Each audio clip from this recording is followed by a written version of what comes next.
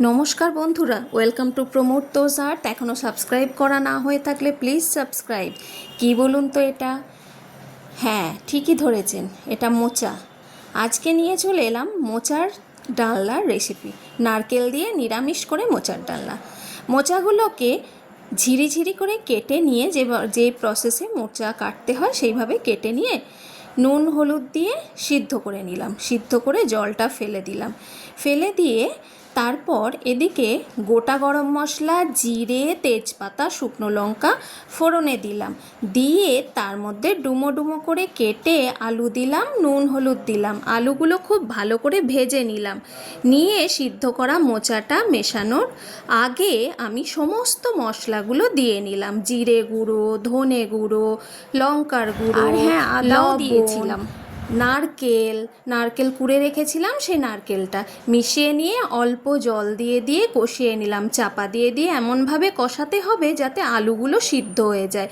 তারপরে টমেটোটা আমি কেন গোটা দিয়েছি বলুন তো? টমেটোটা ভাজাও হবে, অথচ গোটা দিয়েছি। পরে এটা খুন্তি দিয়ে দিয়ে কেটে দেবো, নাহলে আলু সিদ্ধ হতে চায় না, সেই কারণে টমেটোটা গোটা দিয়েছি। পরে ভাজা হলে এটা কেটে দেবো।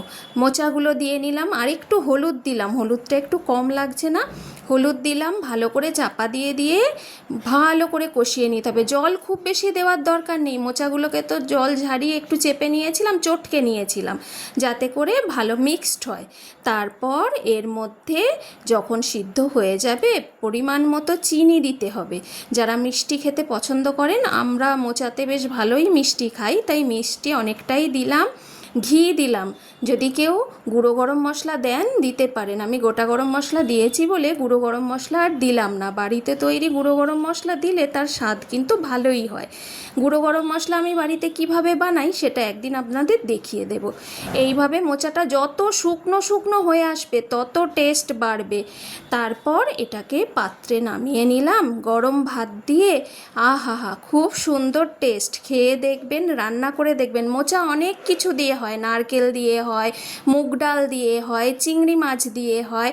তো আজকে নারকেল দিয়ে রেসিপিটা দেখালাম। আপনারা রান্না করুন, কমেন্ট করে আমাকে অবশ্যই জানাবেন। আর আমার পাশে থাকুন, সবাই সাবস্ক্রাইব করুন, বেল আইকনটি প্রেস করে রাখুন, যাতে করে ভিডিও সবার আগে আপনার কাছে পৌঁছে যায়। নোটিফিকেশান পেয়ে ভিডিও দেখে একটা লাইক আর কমেন্ট করবেন। যদি কমেন্ট করেন তাহলে ভিডিও বানানোর উৎসাহ পাই। আর দেখুন কি সুন্দর মোচার তরকারিটা দেখতে হয়েছে।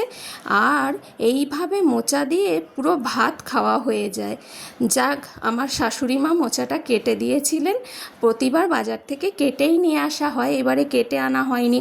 আমার অনেক রকম ব্যস্ততার মধ্যে উনি কেটে দিয়েছিলেন বলে আমার খুব উপকার হলো। থ্যাংক ইউ মা।